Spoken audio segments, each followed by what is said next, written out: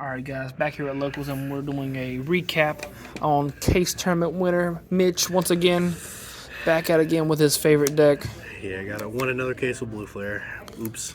Blue Fair, go Burr. Yep. Still best deck? Yeah, I mean the deck got a lot better eating X4.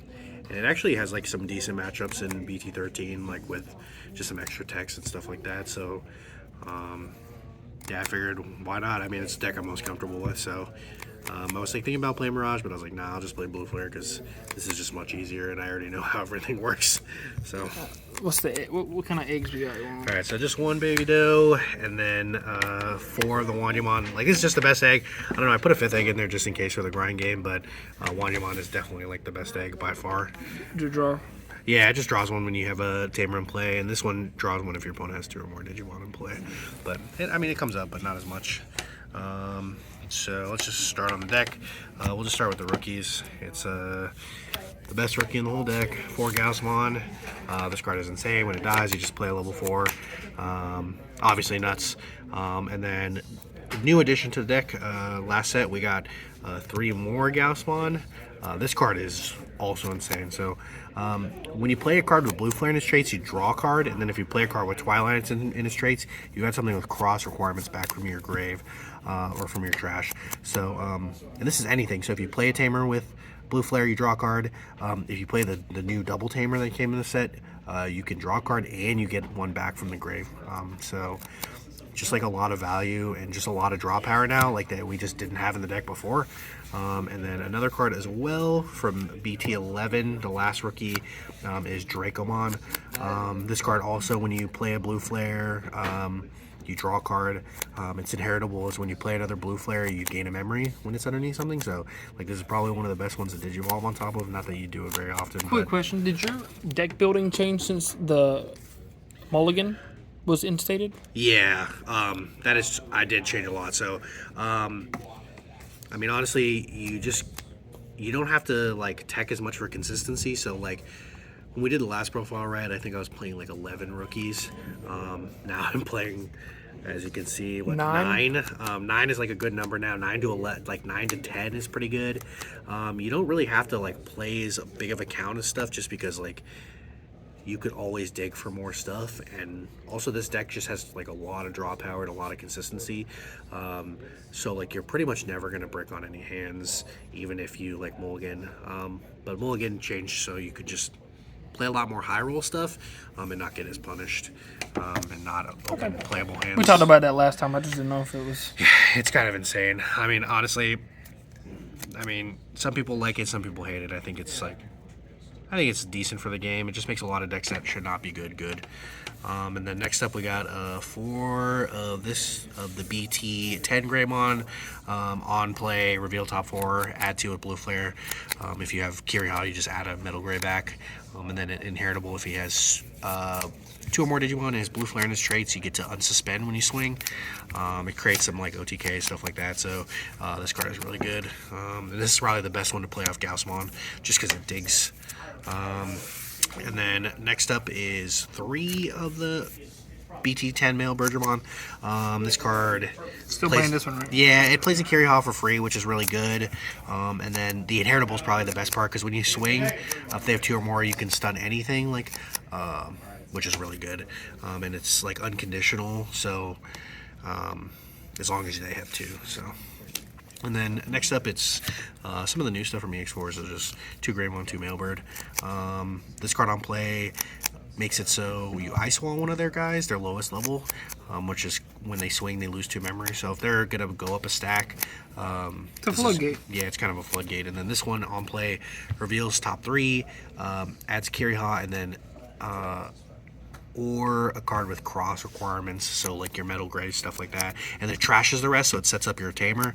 The biggest thing is this card's inheritable is actually insane. Just like having jamming on your Metal Grays like completely changes the dynamic of this deck, because before you would like swing into stuff, it would die a lot. Its 8K is pretty small, but this fixed that issue completely. So now you get to swing, unsuspend, do some crazy stuff with this, and then a card you'll see with it in a second. There's just some like wild plays with jamming and then like extra security check stuff like that. You still can't side deck, can you? No, you cannot. So, but this card is really good. And then the last level 4, at least in the blue flare stuff, is just 2 Decker. This card draws cards when you play it. The main reason why you still play this is because Decker Greymon is still like really good. So you still want to have access to Decker Gray. And you need to get the unconditional stun, you need Decker Dramon. And you had to make some cuts somewhere, so I cut on that in level 4. And then the last level 4 is 2 security plus 1 Greymon. So Metal Gray does not specify what color Greymon it needs to be. So at least the BT10 one doesn't. So this one gives you sec plus 1, and then like that plus like this one with jamming is like 2 checks for free. And then if you have like a way to unsuspend or something like that, then you just get like a bunch of free checks.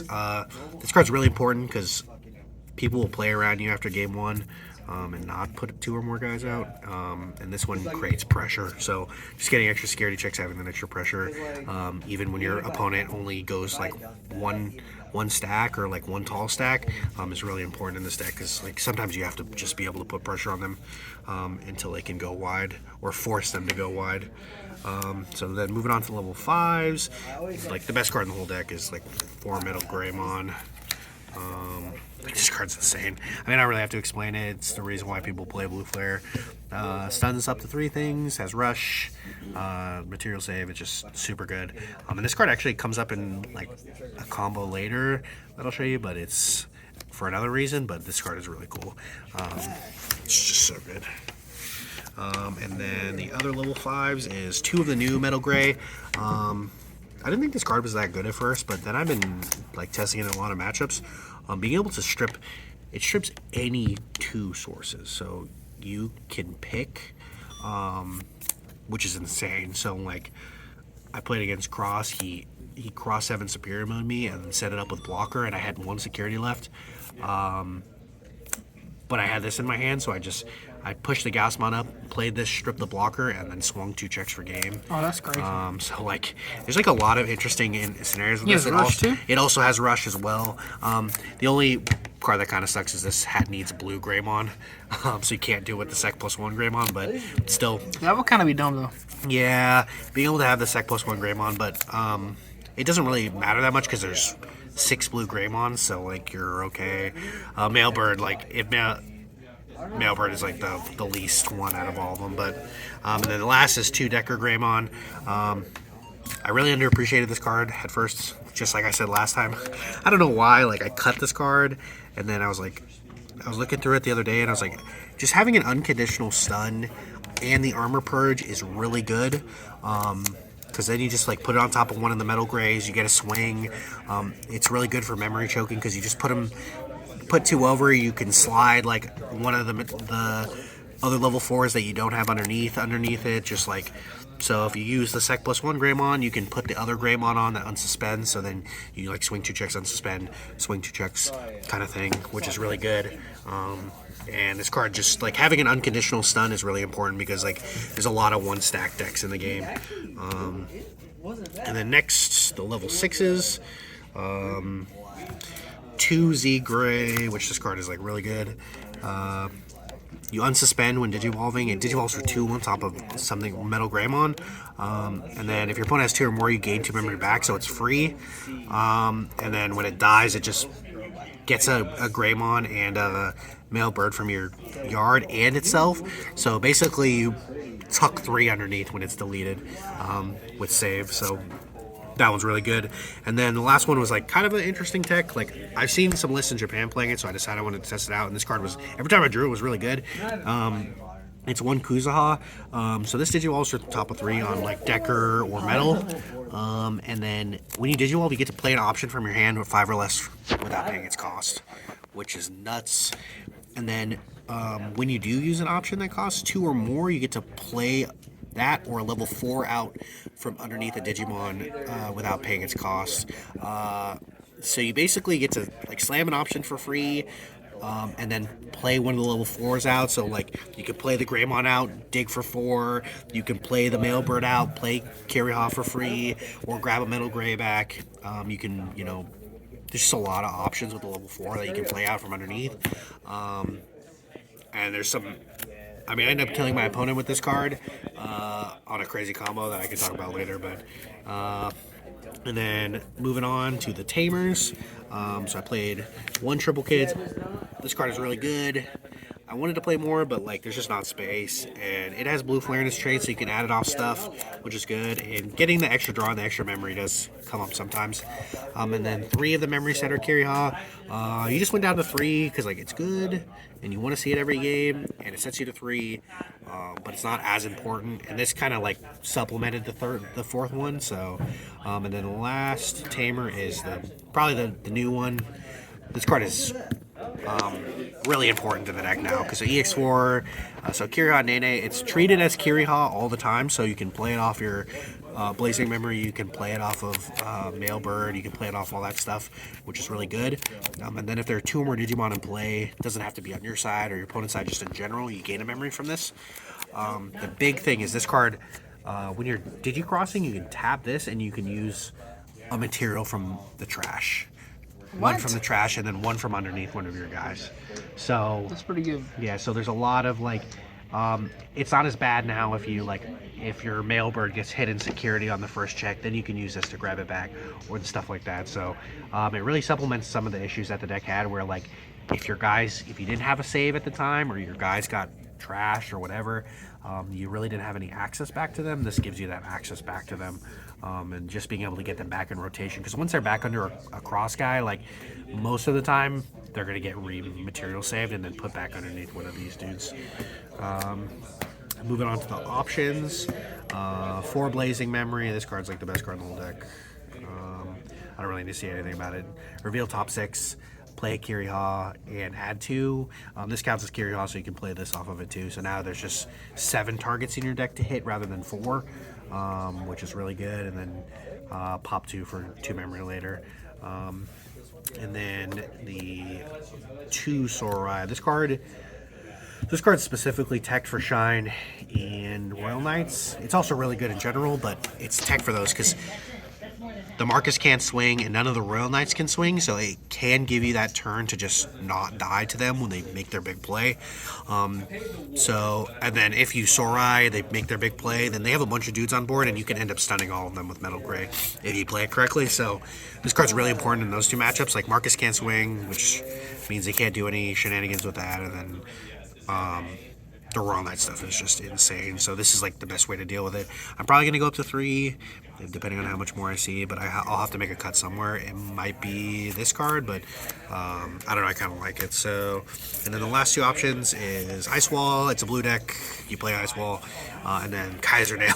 So this is the combo with Kuzaha. So this card, and then like you have Metal and any level 4. Usually it's like this one underneath. So the combo I pulled off against my opponent was like this.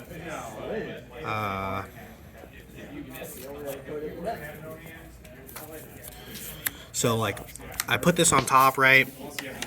You get to play Kaiser Nail for free. Kaiser Nail plays out the Metal Gray, and then Kuzaha plays out the Mailbird. All for one thing? All for this. And this is just for this Digivolve for 3. And then Metal Gray technically being played, so it gets Rush again. So you swing with this, and then you get 2 checks off this, and then this is just like another live body. You can add another Metal Gray. So that's why this card is like really good with Kuzaha. Kuzaha plays like Kaiser Nail, it plays Sorai, it plays Blazing for free. So like this card is like really good. I think maybe I might bump it to 2, but I think just probably 1 is fine for now. Just you see it, it's really good. If you don't, it's like okay. But yeah, if I'm gonna cut anything, it's probably gonna be the Kaiser Nail for maybe a 3rd Sorai, because that card is really good. But other than that, the deck worked out really kind well. of crazy though. Yeah, I know I was playing 2 Kaiser Nail before, but I had to make some cuts to get it down. So to play Sorai, and I don't know. I'm gonna have to probably look at it a little bit and make some more decisions somewhere down the line. But All right, appreciate the profile, Mitch, and we'll see you guys in the next video. thank you.